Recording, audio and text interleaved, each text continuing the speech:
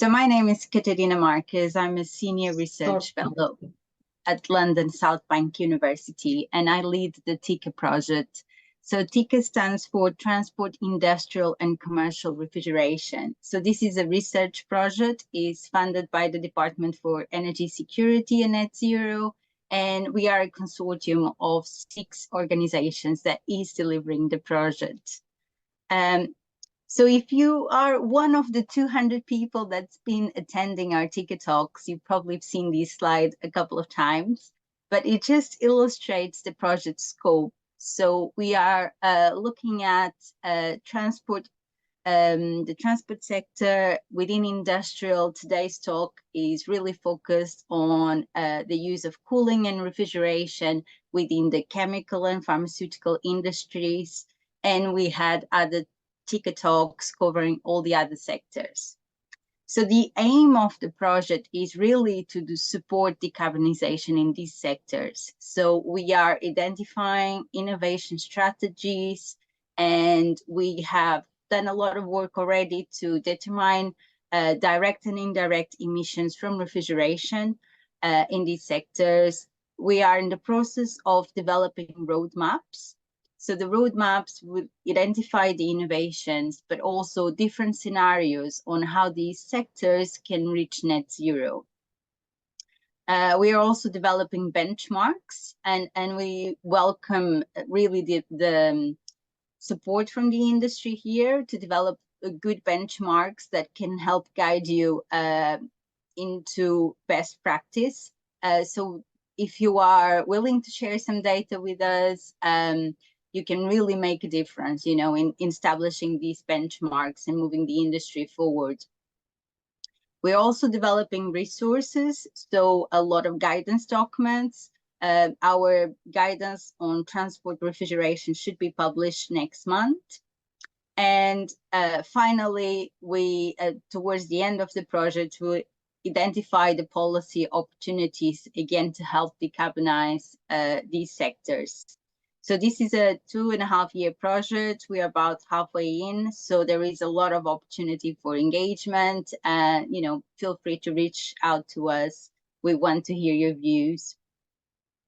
And this is our website, netzerorefrigeration.uk. So this is where we'll be publishing all our resources. You can also have a look at upcoming events. And again, feel free to reach out and get involved. So this is very quickly from me. So this is the TICR team. So the project is led by LSBU, London South Bank University. And today we have Carbon Limiting Technologies presenting on the emissions from the chemical and pharmaceutical sector, and STAR Technical Solutions presenting on the results from our site surveys. So I'm going to hand over to Robert now that will talk about the emissions. So Robert, over to you. Perfect. Thank you, Kat. Let me start with sharing my screen.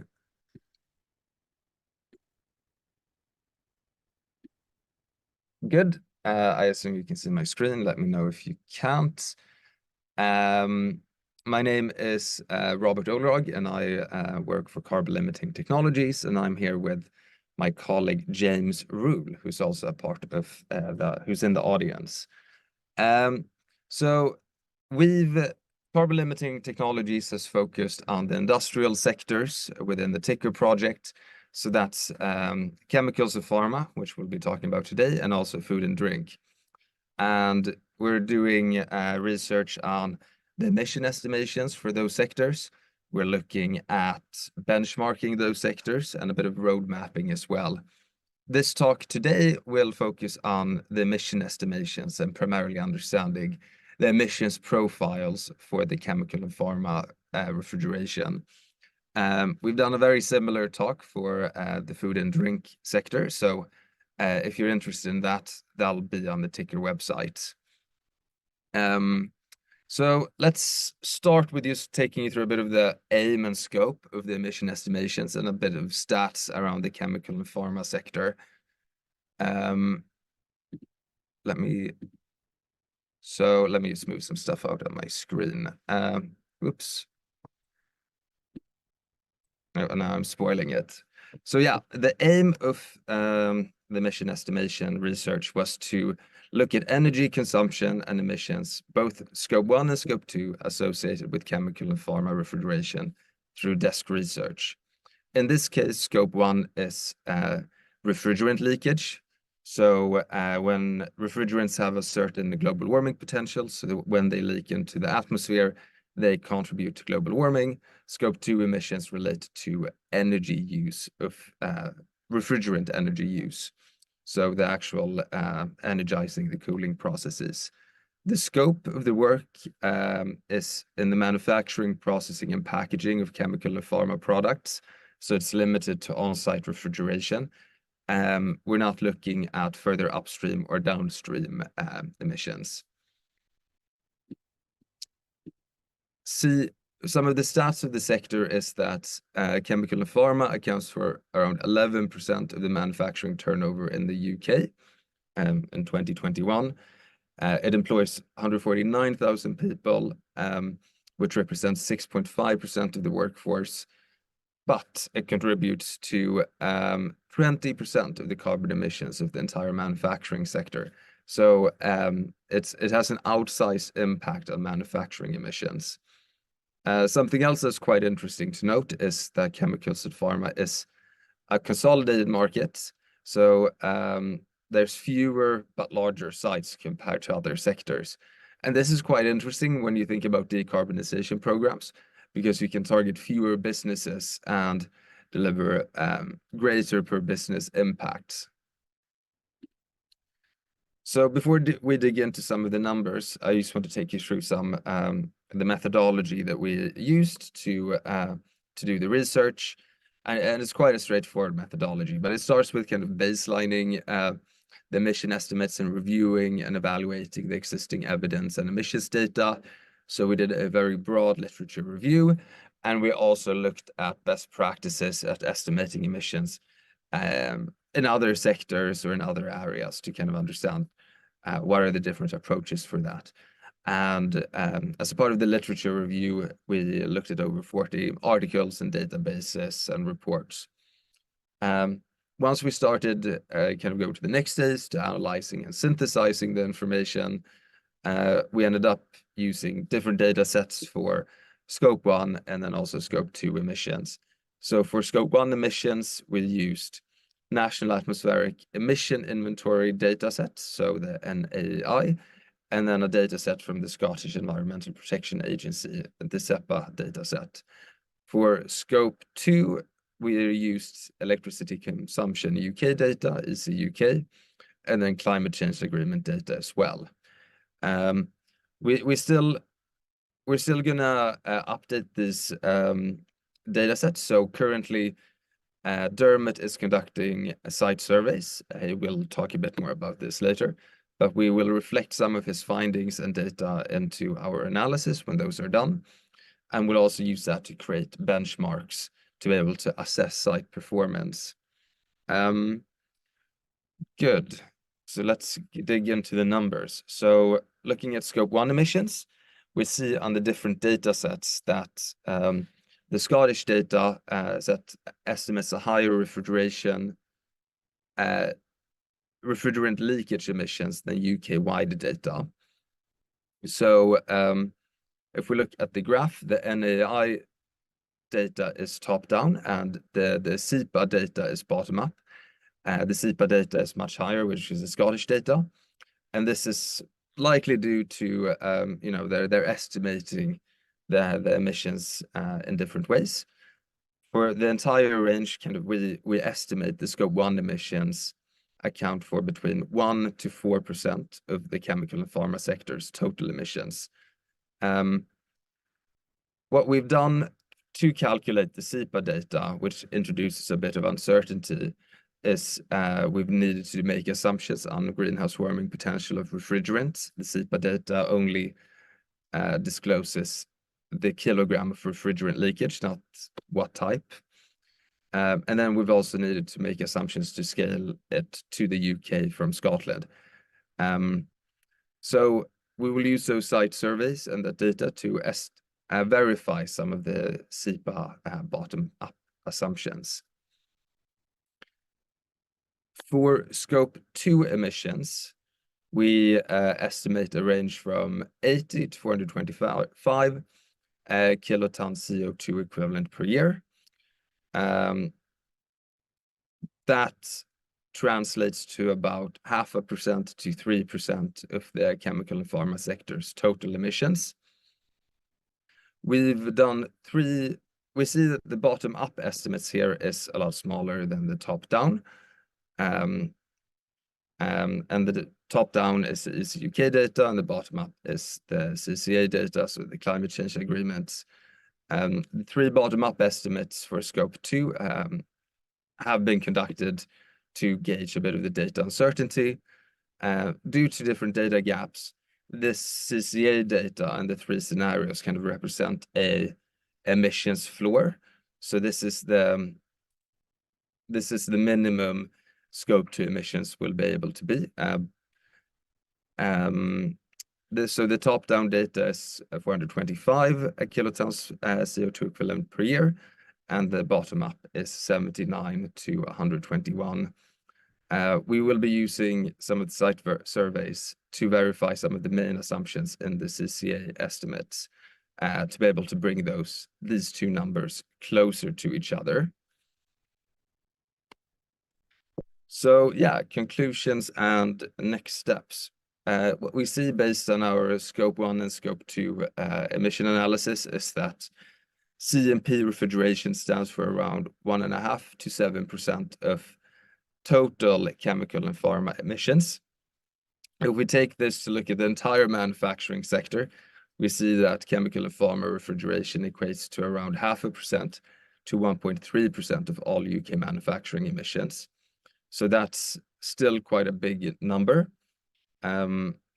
We will more detailed bottom-up data is required to narrow down the emission estimate range. And we can also use this data to refine estimates for chemical and pharma subsectors. So that would be breaking down the chemical and pharma industry and seeing emission estimation from, let's say, plants that produce herbicides or specialty pharmaceuticals or soaps or commodity chemicals. So really narrowing down the emission estimates numbers, because we think that different types of plants will have totally different emission profiles. So the next steps within the project is we will be continuing conducting site surveys, and this data will anonymously be used to complement the data set. And we will also use this data to develop a tool to compare site performance against the wider industry. So yeah, if you would like to have some more further info or get involved, please feel free to get in touch. Otherwise, thank you so much for listening. Dermot, I think it's over to you now. Yeah, thank you. Let me just get my presentation up on the screen.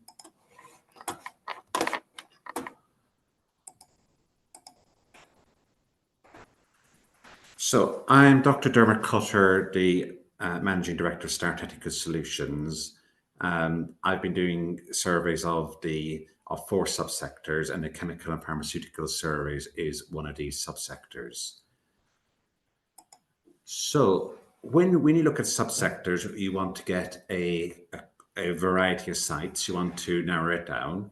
Now, as Robert indicated, the survey information we get is confidential. So when I'm giving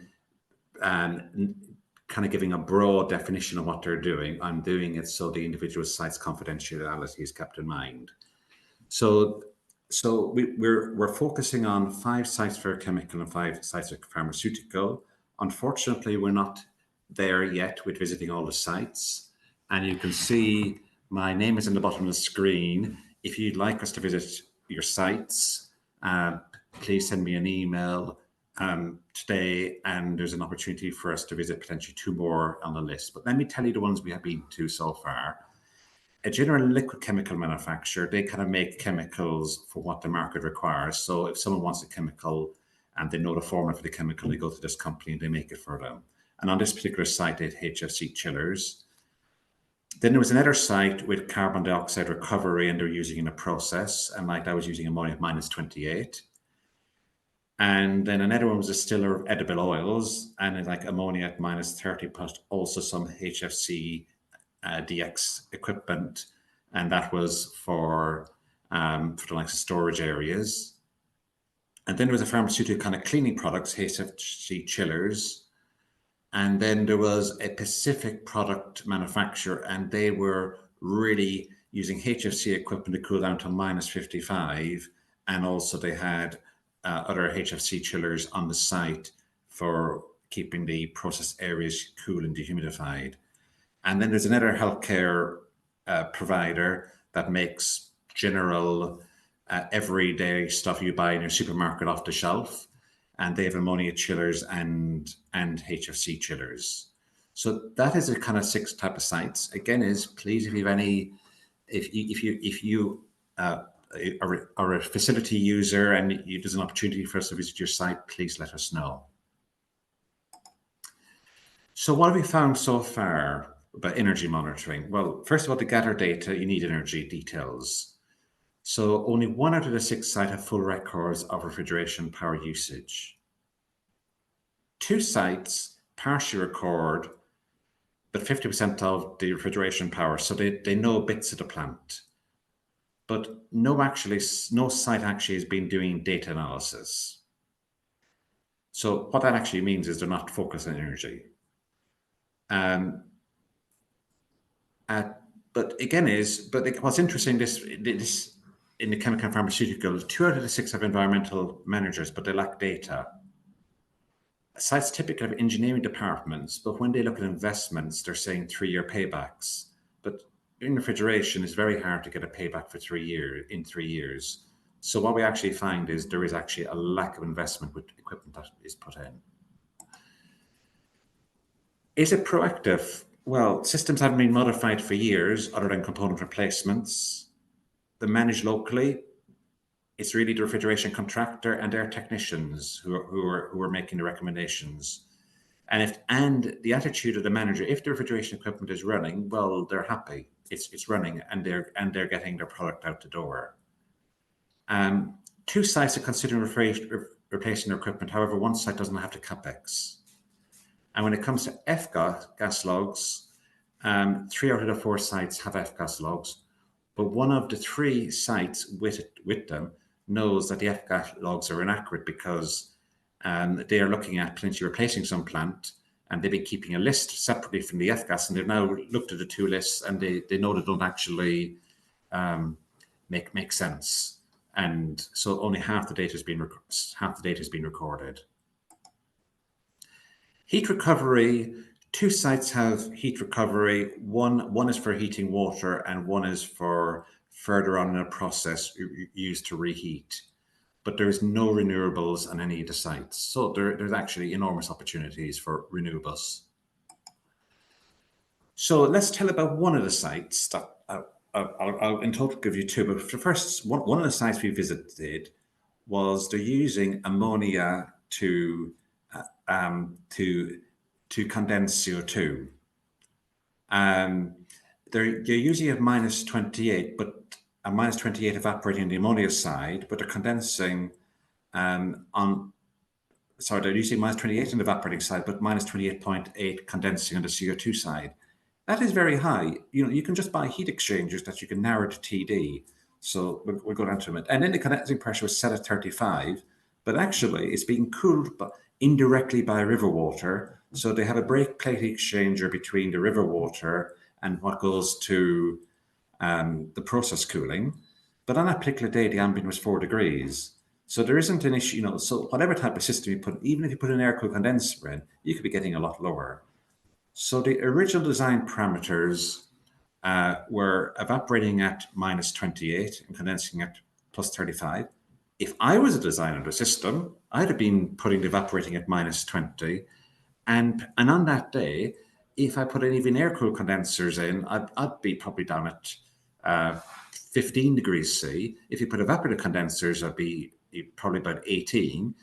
So the reality, and with water, they should easily be down at 15.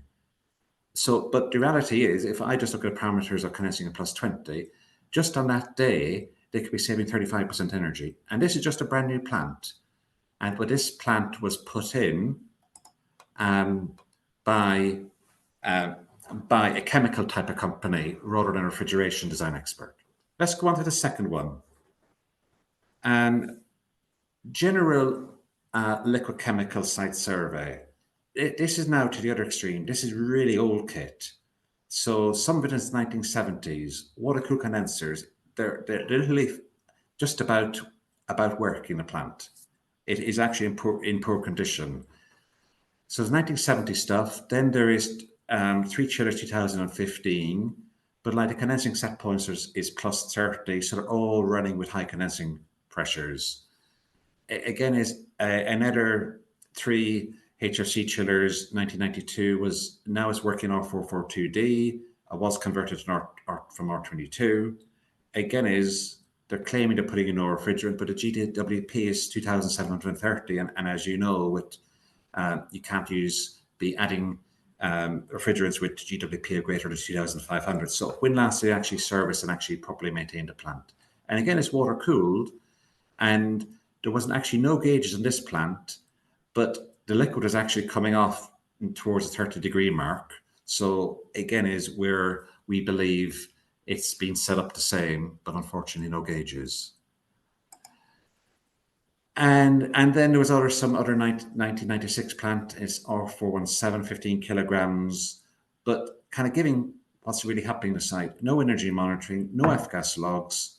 They're interested in energy, but they would like to replace the ammonia plant. But the type of company here is their competition is plants in China, and really it's challenging them to make money. So really, if it's all about capex, and they need a payback, and they haven't been doing work changing a plant and updating it because they don't have the finance and they can't demonstrate the payback. So what about service and maintenance in general? Well, as highlighted again is 304 sites of F-gas logs, only one had knows that they're inaccurate.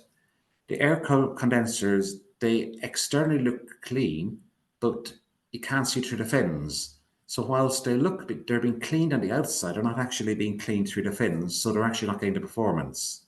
So there's a combination of elevated condensing temperatures due to settings and dirt. There's no mention of energy in maintenance contracts. And really, service data would seem to point that they're maintained for reliability without a focus on energy. So the thing is, when I'm looking at all of these, and more I'm looking at these sectors, the questions I start asking is, in industry, we're buying condensers and gas coolers, but really, who is deciding the fouling factors? We're always finding condensers dirty and they're not performing where they are. So what fouling factor should we put on a condenser? If it's very small fin spacing, it might test brilliant in the laboratory, but actually on site, after a week or two, it can be performing quite poorly. And some of them, like microfin tubing, act like air strainers. They literally just block up with dirt very quickly and the performance drops rapidly. The second one is how to actually get your condensers actually effectively cleaned. And then how do we educate industry to ensure they are properly trained and they actually are focused on energy efficiency, because at the moment, nobody is requiring them and there's no focus on training for energy efficiency. Now, is there regulation requirement? Is there customer chartered? That needs to be decided, and part of this development roadmaps will look into this. Now, is the F-gas qualification adequate, or do they need more? And really, is the F-gas system actually working? Because we're finding logs aren't being filled in, and it's actually not just across this sector, but all sectors. And again, how do we train designers? Do we actually like the plant that was put in 2021, well, if you're putting something in and it isn't actually efficient first day and it's brand new, we need to actually change what the industry is doing, because we need to be putting in efficient type of equipment. Now, and when it comes to users, there is engineers on site whose job is actually ensuring plant runs efficiently. But actually, the refrigeration technician is the people that advise them. And if the technicians aren't able to actually make sure a plant is running efficiently, how can we expect the people on site to actually be focused on it? They need education and training, but reality, in my opinion, it actually needs to come from the refrigeration industry itself. So how do we change this culture within the refrigeration industry? Because it is actually the industry itself needs to change, because the users just get what they're given. And it's up to the industry to inform and tell the users what they require and how efficient a plant shall be. And again, I've only come and visited 6 sites so far out of the 10. If you're a chemical user, pharmaceutical user, and you think there's an opportunity for us to visit, you can see my contact details at the very bottom there in purple. Please send me an email and I'll get in touch with you, and we can discuss and see if there's an opportunity to visit your site. And if there's any questions, please submit them to the question box. And now I'd ask the others to join me, please. Thank you. Thank you very much, Dermot. As always, lots of challenges laid down for the people listening and for the future of the industry. If the other speakers would like to add their cameras and unmute themselves, and we're also joined by Bob Lowe. Before, just as everyone's arranging their cameras and their setup there, we've had one question in, just a clarification one, I think, for Robert about the SEPA information. Question: what data from SEPA was? It says, apologies if I missed it. What data from SEPA was suggesting those high scope 1 emissions? So we relied on SEPA's, let's see the exact name of it, the SEPA's Scottish Pollutant Release Inventory. So that gives, and this also answers Graham's question a bit, site-by-site tracking of refrigerant releases. The problem with this is it only tracks bigger sites, and then it also only provides in kilograms how many refrigerants have been leaked, not the the global warming potential of them or the type of that. So we've needed to make assumptions from for this data to one, to provide an average global warming potential for refrigerant leakage, but that could be higher or lower in reality. So site service will help potentially to be able to judge which average global warming potential we should have for refrigerants. And then also we've needed to make assumptions for what is the average refrigerant leakage for smaller sites that is not tracked in the SEPA data. And that's also site service will be able to be useful for that. And so just again, it's just data in Scotland and just the larger systems then. Yeah, exactly. As your base data, yeah. Yeah, exactly. And then also we needed to scale that to the UK. Very interesting. Second question. So SEPA data is bottom up, so they track bigger sites in Scotland. The NAI data, that's a top-down data set, so they don't have that site by site. There is NAI data which tracks point source data, but that's not the one that we've used, because the way they've segmented the different sites, it's very difficult to use that segmentation and categorization for calculations. So we've used the top-down data from the NAI. Okay, thank you. And Dermot, did you want to come in on that, or? Yeah, it's any data in this sector is very difficult because everybody's trying to keep it confidential to themselves.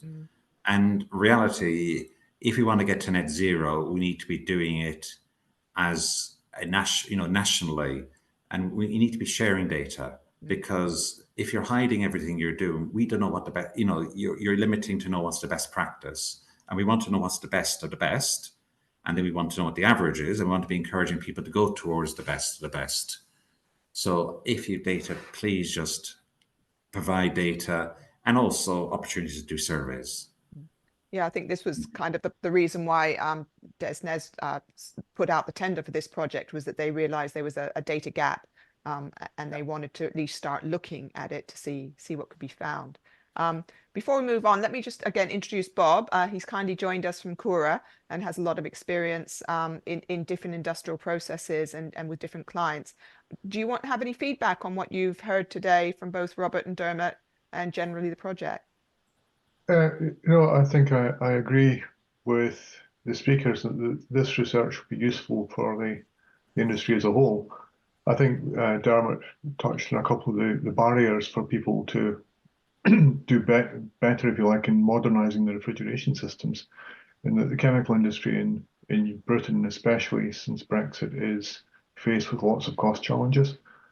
And so if you go and say, I've got a great idea to update the fridge system, then you're up against people who don't have constraints in environmental emissions and have lower barriers to profitability, if you like. And so you have to make the argument in energy efficiency. And even though we think energy prices are high, they can quite often still not pay back an investment in indirect emission reduction by energy efficiency improvement, or even in changing refrigeration system to new refrigerant design.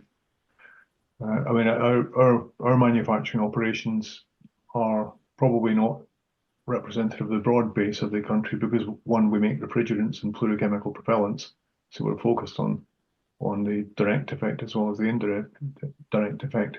And two, historically, our processes are made, at least in the reaction section, of very expensive Inconel alloy, which is a further barrier for us to changing things because Inconel is so expensive compared to mild steel or stainless steel.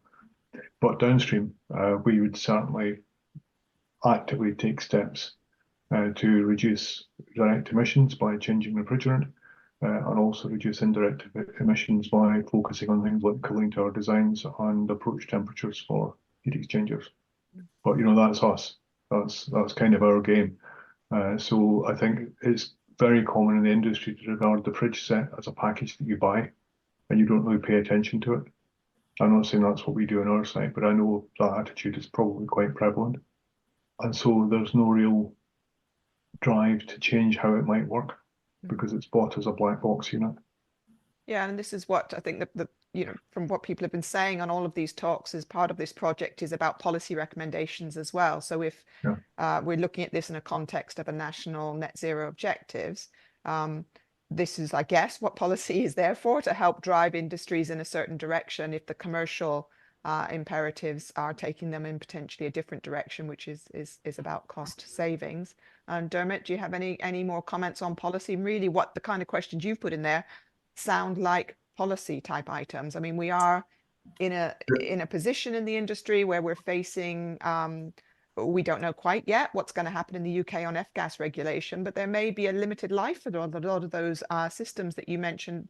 They all, I think, the ones you've looked at have HFCs in them. Yeah, it's, HFCs are very prevalent and people are slow at changing, particularly in the industry because it is actually quite complex. But in this sector, what I'm beginning to see, if you buy in a component like for an application, you need somebody there who's specifying it. And the issue is often refrigeration contractors connecting onto something like a CO2 heat exchanger, and someone else has already selected that heat exchanger. It could be, it could be a blast freeze or a resort. Someone already has selected that equipment, and it's like a standard piece of item. And the manufacturers of those pieces of equipment, which then fit into refrigeration systems, well, they actually don't. They just are making the same thing for the last 50 years, but slightly changing and updating it. So they haven't actually gone around to making an improvement. And just by increasing the evaporating temperature by a few degrees C, especially in that, you can, like, as a general rule of thumb out there, it's about every 1 Kelvin increase in evaporating pressure is 3% energy. And that is where we need to actually start pushing for. It's the equipment manufacturers down the line, first of all, need to be getting the equipment more efficient. And then the refrigeration contractor who puts it in, they can only deal with typically what's on the compressor pack and on that. And it isn't the compressor pack that's the energy issue. It's actually the condensers. And again, is how you keep the condensers clean and how you get the surface. We need to get the manufacturers of condensers to be realistic and actually supply condensers that in the field will be energy efficiency, not just in the laboratory. And that is where everything breaks down. It's the laboratory testing doesn't actually often represent what happens out in the field. So are you basically saying there's some pretty simple things that could be done on maintenance or checking performance that would have a big impact on the indirect emissions? Yeah, maintenance is a very simple one. Often it's just set points, and the other one is just proper cleaning. But do the proper cleaning, people need to be trained to do it, because there's no point in just cleaning the outside of your windows in a house when actually the dirt is on the inside of the windows. And that's kind of happening with the condenser. They're cleaning the outside surface, but actually the dirt is actually inside, and they're not cleaning it. So yeah, and it looks. This is something we're finding in the data centers as well. So across the board, some of these issues are not unique to manufacturing. They are across the board in many ways. There's quite a lot of I think there's a lot of chatter in the discussion about direct emissions figures and whether the sites were representative, the ones that you've looked at so far. I don't know if you've had a chance to read those comments. I think both Robert and Dermot might, and maybe Bob and Cab would have something. Did you see? There's quite a long comment there from Peter Brown, from Ricardo, talking about whether the assumptions are in fact accurate. I mean, I know if you're looking at the SEPA data, you said it could be commercial as well as industrial, and there might be different leakage rates. I guess the variance is very high, but you have to start somewhere. Is that the answer, or is that oversimplifying? Yeah, well, we're looking at the subset of the data, and then we're making some assumptions that based in good information, to scale that up. But we're looking at a subset of the data, and we're particularly looking for chemicals and pharma in this report. So that's kind of even a further niche of that. So if they're only looking at these data sets only contain a very small sample of chemical and pharma, that will give a skewed view. But I see also that Peter Brown, who's posted a lot of the comments, has kind of sent us his email address. I'm happy to follow up to have a discussion with him on kind of his view on this matter, and what can kind of be improved if he has any insights on that. Yeah, and that's also the purpose of these talks, is to get some more information from the industry and views from people that we can use to sort of build on. I was going to ask as well that I believe from what you said, Robert, that the refrigerant-related carbon emissions are fairly low compared to other energy use within sectors. So within this manufacturing sector, so are they perhaps right to not consider the refrigeration cooling demands as so important? It's lower down their list of priorities. Again, I don't know whether, Bob, have you got anything to say to that in terms of how maybe we have to accept its lower priority, or do we think we need to do something to raise awareness? Well, it will, as to some extent, the F-gas phase down will make it part of a plant technical manager's business anyway, because the bill for refrigerant replacement will start going up, especially for the older refrigerants. I would imagine the dominant refrigerant in older industrial systems is R22, and then maybe R134A after that. So as the GWP obviously can't buy 22 virgin per service anymore, you have to bank it. But as the GWP of 134A is forcing the price up, then people will be taking more focus on it.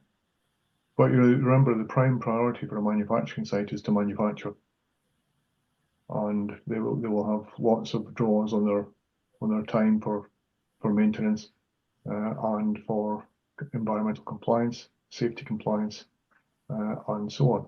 So in the past, refrigerant was too cheap, frankly, and leaks were allowed to develop because it was cheaper to keep on topping up than to shut down and maintain the system. So the price correction of GWP will help. Encouragement is always better than prohibition. So giving people tools to help them maintain systems proactively, whether it's financial incentives or other incentives, is a good way to go in terms of policy framework, I think. But I know in our manufacturing sites, we're very focused on refrigerant leakage. And we haven't done it in the UK, but in the US, we changed out from R22 to a custom blend on our main process unit in America, with the goal being no ozone depletion and lower global warming potential and non-flammability. The other thing to bear in mind about converting in situ fridge sets is, one, it's a process risk, and two, generally chemical sites and manufacturing sites work on a sort of hazard analysis basis, and you have a allowable, tolerable, if you like, risk of incident. You have to stay underneath that curve, the FN curve as it's called, is basically frequency against a severity curve. So any change to a refrigerant system that would be perceived as an increase in hazard on the site would probably not be a starter. So that rules out those flammables and those kind of alternatives. There is, even you may think it's bizarre that even on a site that's handling quite dangerous things already, you surely can handle something else. Well, no, because it will push the incidence of their site overall risk closer to their acceptable boundaries.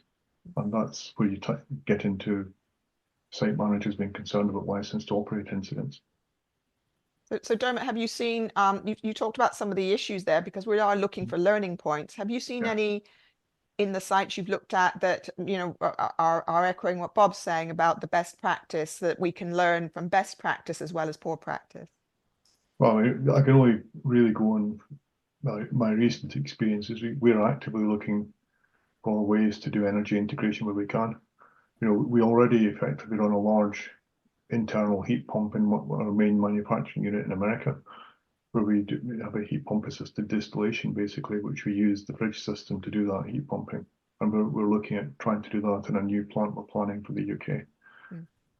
We don't listen to the industry wisdom that says you can't use blends in flooded evaporators.